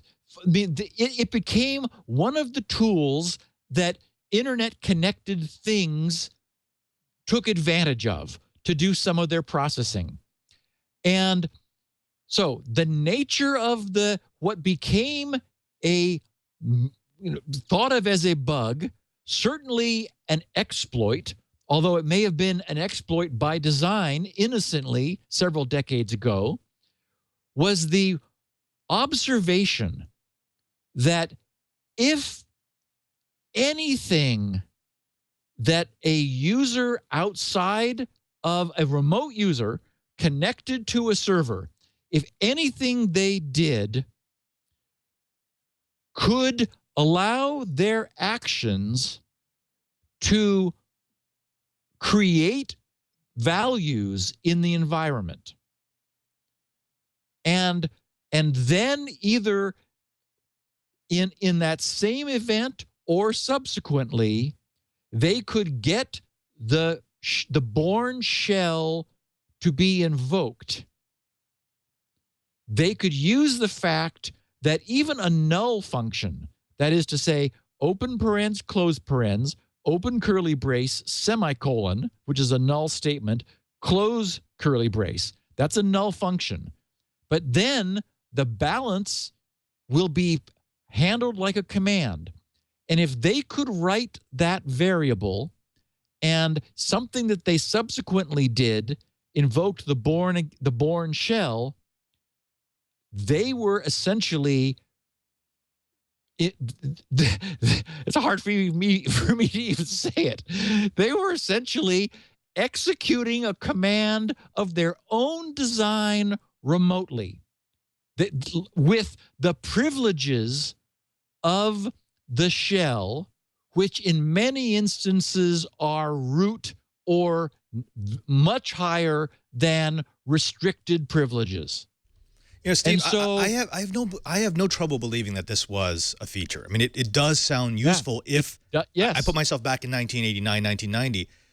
Here's the problem I'm having, which is I know a lot of Unix guys, and they all tell me they never knew about this. So if it was a feature, it was an undocumented feature, and then a lost feature. Whoever put it in there just never told anybody else about it. You know Unix way better than I do. Do you know anyone who even hinted that this was possible with Bash? No. And subsequent to this coming to light, I've seen people demonstrate the utility of it. I think the only way to know would, and unfortunately it's probably lost now, maybe there are like older copies of the source, certainly source from before a few weeks ago, before the mad patching. So yeah, obviously there's going to be source around, would be to examine the source and see whether this looks like a mistake or whether it looks deliberate. Because this sort of thing, I would think that the source code would tell you whether this was a feature that the programmer, like there's a comment that says, upon encountering the closing curly brace, continue parsing the line for anything else that we need to do with the function we just invoked. That would be a comment that the source would have if this were deliberate. So I have not looked at the source to answer the question, and I haven't read anyone anywhere either way saying yay or nay. Wow. I do want to discuss some of the implications. I mean, what does this actually mean? But before that, let's tease it a little bit, because we have to talk about what companies are doing to protect themselves against this and what they're doing to protect you, their loyal customers. But I do want to do one more ad, and then I want to do some SpinRite testimonials. Okay, can we do that? Okay. Let's do that. But first, we've been talking a lot about security here, specifically with devices that say they're secure, and maybe they are or are not. But you can do one thing. You can take all of this into your own hands and make sure that you understand what it means to secure your device, to make sure that your data is not readable by anybody else, to make sure that you hold all the keys. Well, that's why I'm more than pleased as punch to welcome ProXPN to this episode of Security Now. With ProXPN, you get high-quality encryption on your device of choice. You can have it on your tablet, on your phone, on your laptop, Mac, or PC. Basically, anywhere you compute, you can be protected with ProXPN. Now, more now than ever, your online freedom and privacy are under threat. Governments and ISPs want to control what you can and cannot see while keeping a record of everything that you do. Plus, that free Wi-Fi at the coffee house, that's probably me or my friends trying to figure out the data that you're dumping through a network that absolutely has no security. Well, why trust them? Why trust your government? Instead, why not run ProXPN and be connected end to end? Now, I've been using ProXPN the last couple of years just because it's a really easy way to get the security that you want. Whenever I'm in a public Wi-Fi space, be it at a coffee house or at a conference, I'm not going to connect to a Wi-Fi system that other users are connected to. I mean, for example, take DEF CON or take Black Hat. Well, first of all, you're kind of silly if you're connecting to those networks at all. But if you did need to make a connection through it, you'd be suicidal not to run it through a tunnel. That's what ProXPN lets you do. ProXPN is a global VPN, a virtual private network that works on almost any internet connection. It allows you to create a secure, encrypted tunnel through which all of your online data passes back and forth. Any online application can work with ProXPN, including your web browser, your email, your file sharing, and instant messaging programs. ProXPN keeps everything that you do online hidden from prying eyes, disguising your physical location and giving you unfettered access to any website or online service, no matter where you live or you travel. Now, here are the parts that will be important to listeners of Security Now. Complete online privacy through a 512-bit encryption tunnel. It works via OpenVPN or PPTP. You get to choose. Protects you against your ISP's 6 strikes rule. It bypasses internet filtering and blocked websites. It bypasses geographical restrictions for internet content and online video with worldwide servers in the US, UK, Asia, and more. Their software for Windows and Mac offers advanced controls. You can select ports to connect at startup and even select which program should be shut down if your anonymous connection is ever interrupted. I found that to be incredibly important because there are a lot of networks that will try to trick you. If you don't have safe browsing set up, say on your ProXPN client, if they knock off the tunnel, your browser or your service will continue to try to connect to that server even though it's no longer protected, no longer encrypted. ProXPN lets you automatically shut those programs down if you happen to lose your tunnel. Now, ProXPN, of course, works with your iOS, your Android, your Mac, your PC, basically any device, anywhere, anytime. And they've got world-class customer support. So here's what we want you to do. We want you to try ProXPN to see if maybe it's the security choice that you're going to take. Go to proxpn.com/twit for more information and to sign up. ProXPN premium accounts are normally $9.98 a month, but we've got a special offer. If you use the code SN50 at checkout, you'll receive 50% off the monthly price when you sign up for a 12-month subscription. That's less than $5 a month when you sign up for a year, and it's good for the lifetime of your account. If you're not satisfied, you can cancel within 7 days for a full refund. So go to proxpn.com/twit and sign up with the code SN50. ProXPN accepts payments through Visa, PayPal, and now Bitcoin as well. And we thank ProXPN for their support of Security Now. Steve, we are going to get back to Bash and the vulnerability from that's shell-shocking the world. But before that, let's hear some good news. I want to hear some SpinRite testimonials. Well, just one. We've been talking about SpinRite and RAID arrays for the last few weeks, and in fact, our talking about it has incented other people who've used SpinRite to successfully recover from RAID problems. We talked about one, I think it was last week, where the array fell off the back of the moving truck. The good news is it wasn't moving at the time, but the person was moving. In this case, this is sort of a different one. Bob Guarda in Ottawa, Ontario, Canada, he said, hey, Steve and Leo, and of course, in this case, Padre. He said, just want to say hello, and that I'm a longtime listener of Security Now, and I'm also a proud owner of SpinRite. As we all know, we computer guys do the support for family and friends, and I'm no exception to this rule. Here's a story for SpinRite, a success story, that is. A friend of mine has a Netgear Ready NAS network NAS box. When he purchased it, I set it up for him with 4 drives and RAID 5 configuration. At the time, I told him that this is a very good configuration because should one drive fail, the information is still available. The odds of 2 drive failing, well, that's super high. This would help in keeping all of his pictures and videos safe. To make it even more safe, I set up the built-in backup utility of the Netgear NAS to do a weekly backup to an external drive connected to a USB port. One morning, he gets an email from the device saying that drive 1 had failed and that another drive was about to fail. The NAS box had turned itself off for protection. He calls me up in a panic, and I tell him no problem. The worst scenario is that he has lost, in quotes, 1 week of work. He then admits that the backup had not worked in months. He kept forgetting to tell me. Yikes. He contacted Netgear for help, and after a valiant effort from both their level 2 and level 3 support at Netgear, the, in quotes, solution was to get a data recovery company to save his data.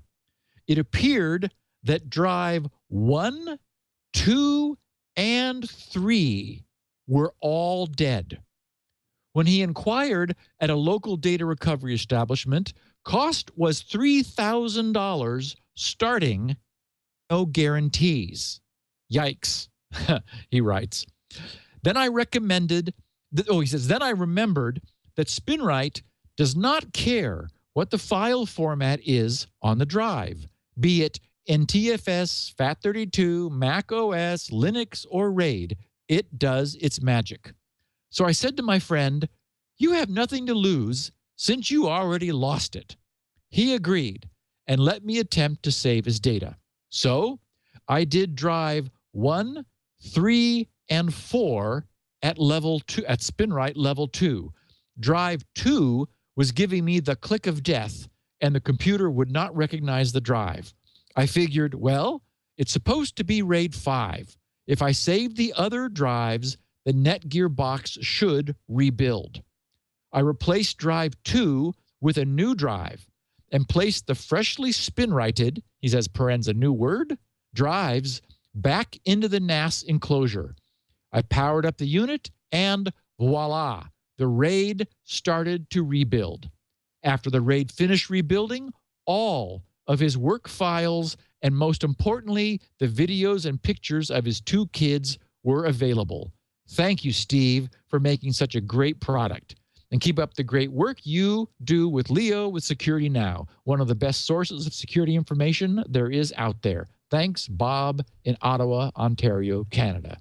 And so, yeah, even having a RAID, as we've been talking about, isn't often enough protection. If more than 1 drive dies, in this case, 3 died. I guess, no, all of them died. SpinRite was able to fix all of them that were still even willing to get online, and that was enough to rebuild the RAID and get this guy's data back. I didn't know it worked for RAIDs. I actually have. We have a little Netgear Ready NAS over there, an NV Plus, that I got to give it a go because its drives died, and Yep. I kind of threw it away. I'm like, I didn't want to deal with this. I want to see if SpinRite will get it back because I completely forgot that it doesn't look at the OS. It doesn't care what's on the drive. It's actually just looking to see if it could read sectors. It's going sector by sector and saying, if I can't read this, move it someplace else. Yep. That's fantastic. And it does recovery enough that you can get things back in order to recover your data. So, yeah. Whew. Although I have to say, he was saying his friend received an email from the RAID array essentially saying, yeah, I'm dead. That's not what happened. I know the ReadyNAS system pretty well. It would have been sending him constant emails saying, hey, look, the error count is going up. You really should probably do something about this. It and does then sound like his friend was being a little negligent all along. Right, which just goes to show you we could have all the tech in place to make sure that this stuff is redundant. But if we're lazy about it, it doesn't matter how redundant it is, it's going to fail. And that's why I'm able to have blinky lights behind me and a couple employees to answer customers' questions. And it's what's made my life possible is people almost always wait too late. Few people, the problem is they turned the drive on day before yesterday. It was fine. They turned their computer on yesterday. It was fine. They turn it on today, dead. And so really, preventative maintenance has been demonstrated to be fully useful on hard drives, but people generally don't do it. They wait until it's too late. And I get to be the hero, which I'm really glad for. And as I've said before, I don't mind if someone, helps a friend out when they're in need. There are plenty of people with hard drives in the world, and we'll be fine. But I just like to have our listeners protected. And I have to say, a lot of people will balk at, $89 for something I'll use only once. No, it's $89 for something you're going to use on your worst day, at least up to that point. Well, and actually for the rest of their lives. I mean, SpinRite is about 25 years old now. We honor upgrades even from version 1.0. Everybody knows that as soon as I get finished with Squirrel, I'm going back to SpinRite 6.1 and then probably moving on to 7. So, the purchase you make you can use it on all the machines you own now and for the future. I'm going to keep it alive. I think I have a version 3. I may need to update that. It's been a couple of years. Oh, and by the way, okay. if you ever use it on someone's computer that has gone completely dead, they will think you're magic. And they will wonder what this wonderful tool is that you've used. That's right. You get to be the hero and the guru, and then I'm your hero. All right, so we've had our dose of good news. Thank you. After all the vulnerabilities, after the bash bunch, we got a little dose of happiness. So drop us back into the sadness. Okay, so what I found really interesting was the industry's understanding of this. The grasp was instantaneous. Invariably, we were going to see the press comparing this to Heartbleed, because Heartbleed was, is relatively recent. It's the last most recent big bad thing that happened. And so people were saying, oh, is this better or worse? Or, how does this compare to Heartbleed? And the answer is it doesn't compare at all.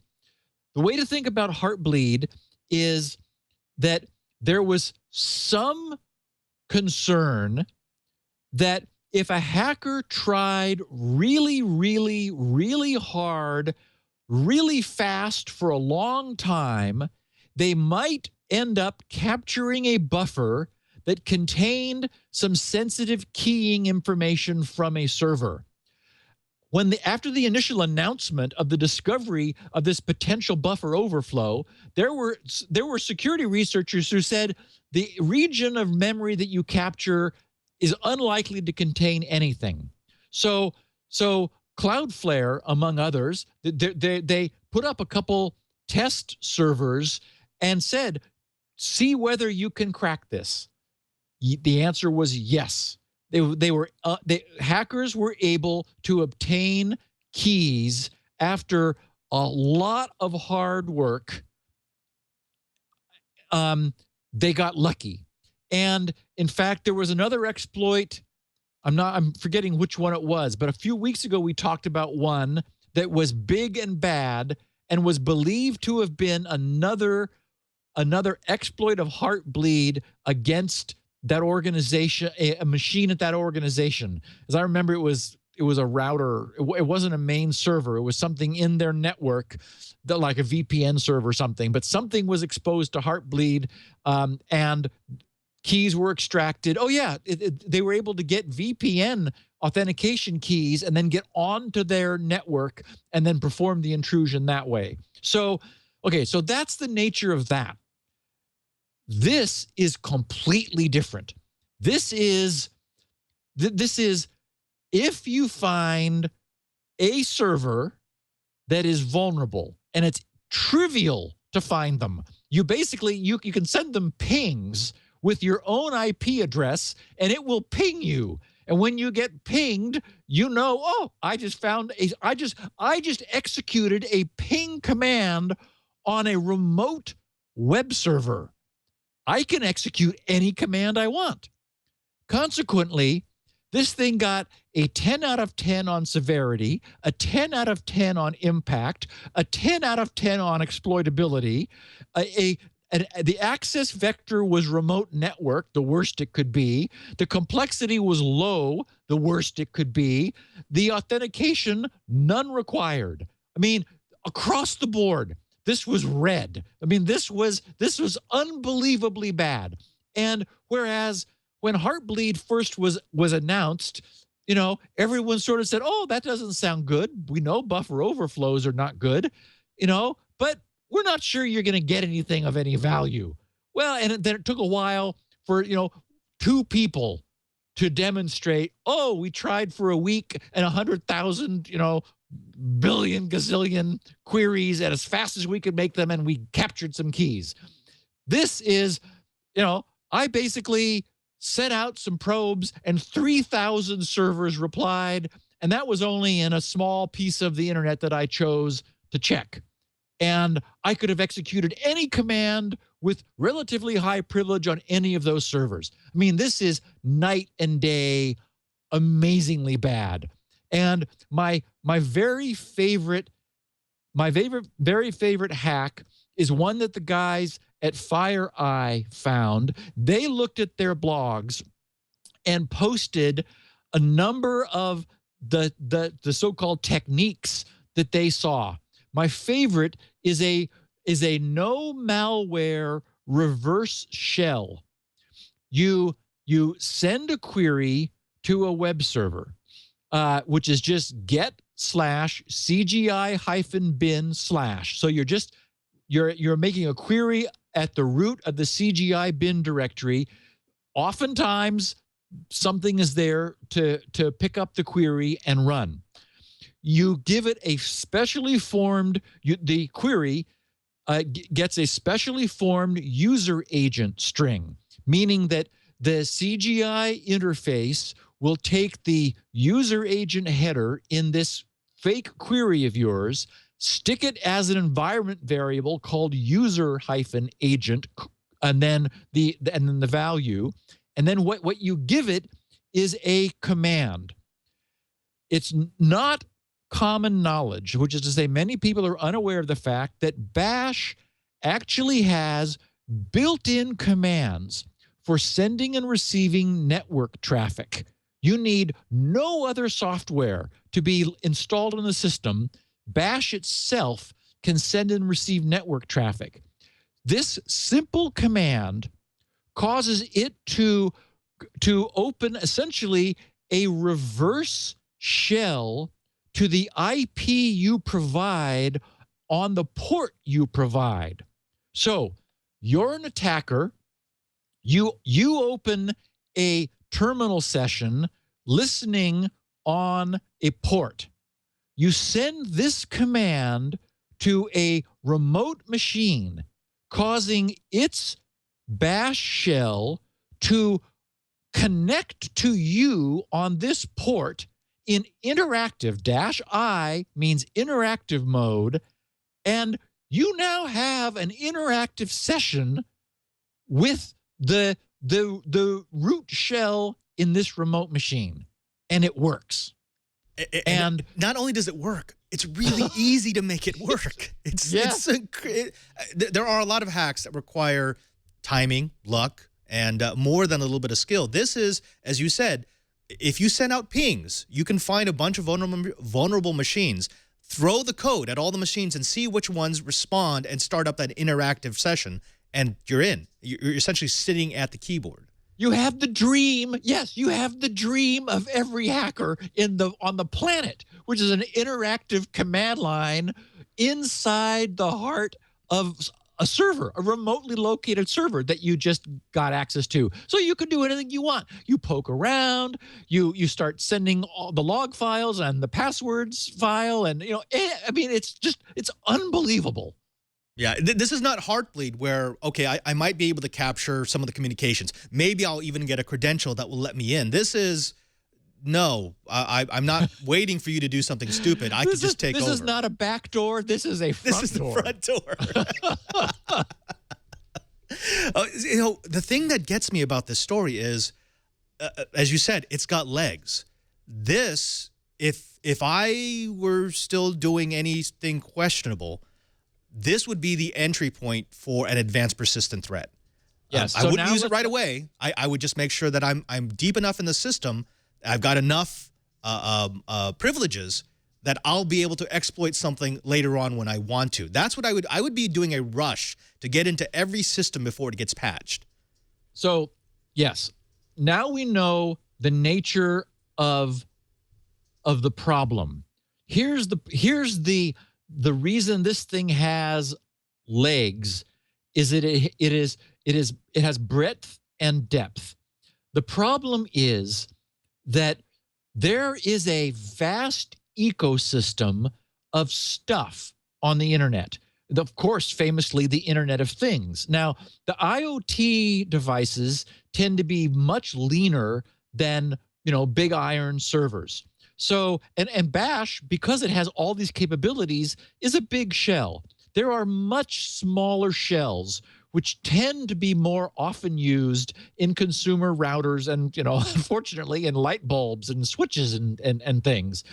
But there's all sorts of other stuff. For example, we know that webcams use the Bash shell to essentially make their little web server. They've got little brain I don't want to say brain dead, but I started to say it. Simple-minded web servers just written in Bash script.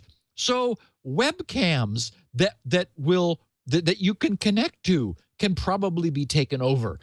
I'm not sure what you can do with them, but you don't want your webcam taken over.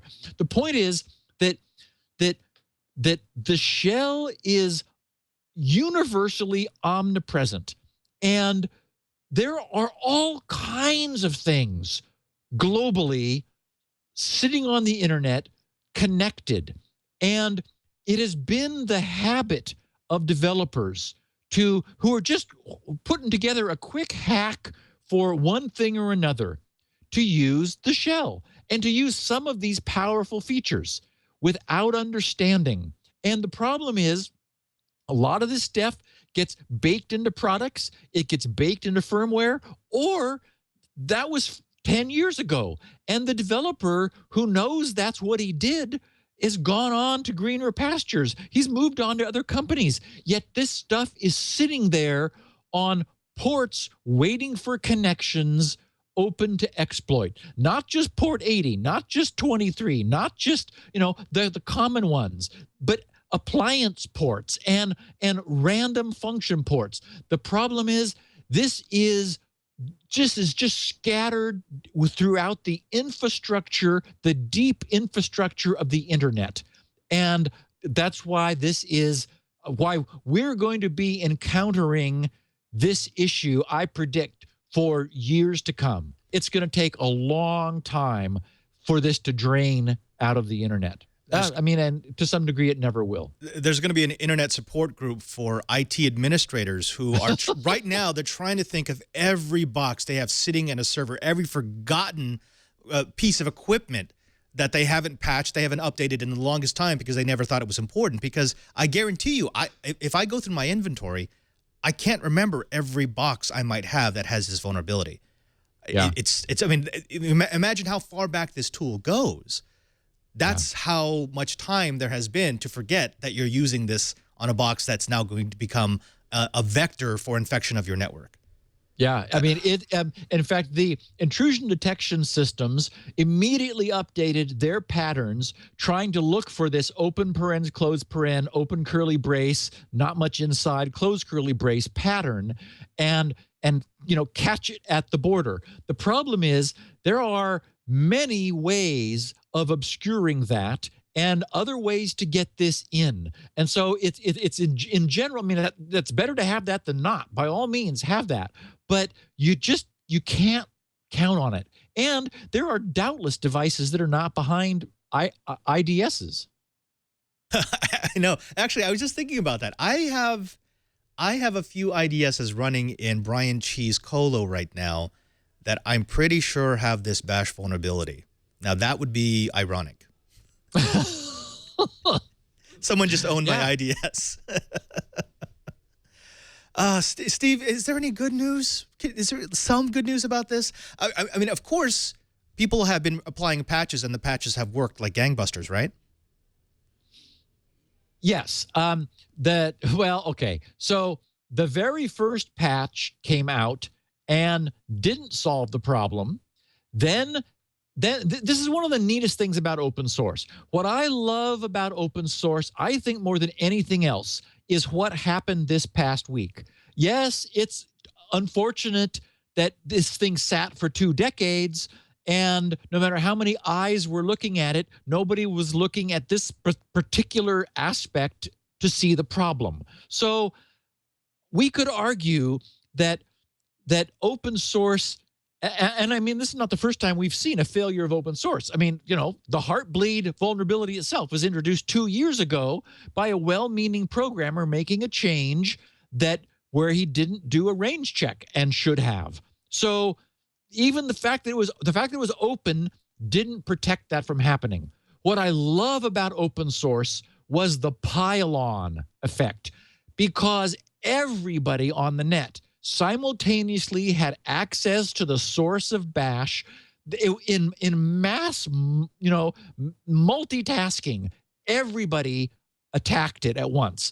And so within hours, this thing was remediated and immediately fixed. Now, the initial fix had a problem that it could be worked around, and then people began bashing on bash, essentially, really pounding on it hard, using fuzzers in order to find other things that would get through, and they did. There were several other remote code execution vulnerabilities found. So essentially, an aspect of the internet that had never received adequate focus suddenly got massive attention, and in a series of vulnerability patches got tightened up very quickly. And so, I mean, this, for example, as opposed to announcing telling Microsoft about a vulnerability, and 6 months later, nothing has apparently happened, despite the fact that it's there and anybody else has been able to do it. You know, that's the beauty, I think, of the environment, the open source culture that we have today, is that there's a huge number of really smart guys, and boy, you show them something like this and you really get their attention. It's like, oh, because everyone's got their own self-interest in mind. They're like, oh my God, this affects me. And so, I want to understand it. As a Windows person, a person who spends most of his day in Microsoft Windows, let me reach out to my fellow Windows users and say, look, don't be that guy. I know there's a few of you who love the fact that this seems to be hitting the open source community, but as Steve says, just don't be smug. Don't be a jerk. Windows users have no... Exactly.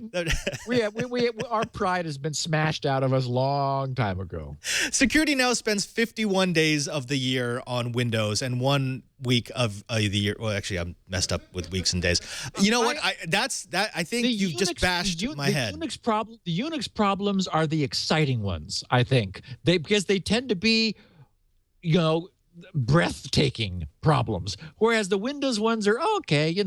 We found a problem with the font parser over here, and so we patched it. It's like, we're kind of desensitized to Windows vulnerabilities. But boy, I tell you, the open source Unix things, ooh, those are a lot of fun. Steve Gibson is at grc.com. That's the place where you'll find SpinRite, the world's greatest maintenance and repair tool. You'll also find 16 kilobit versions of this episode, transcripts, and of course, some great information about security, everything from Squirrel to Bash to whatever Mr. Gibson has been working on. You'll also find an active forum for community members to discuss things like, well, what is the best way to hide in the sand now that all these exploits have come out in the open? If you have a question, you can always submit them at grc.com/feedback. And maybe your question will be used on a future episode of Security Now. You can find all the versions of Security Now at our show page at twit.tv/SN for Security Now and wherever fine podcasts are aggregated. You could also use our apps or watch us live We gather every Tuesday, well, normally a Tuesday. Today it's a Wednesday, 1 p.m. Pacific Time, 4 p.m. Eastern, 2000 UTC at live.twit.tv. I'm Father Robert Ballecer, in for Leo Laporte. Steve Gibson, thank you so very much for fueling our nightmares. And until next time, be secure. Great, Padre. Thanks. Security.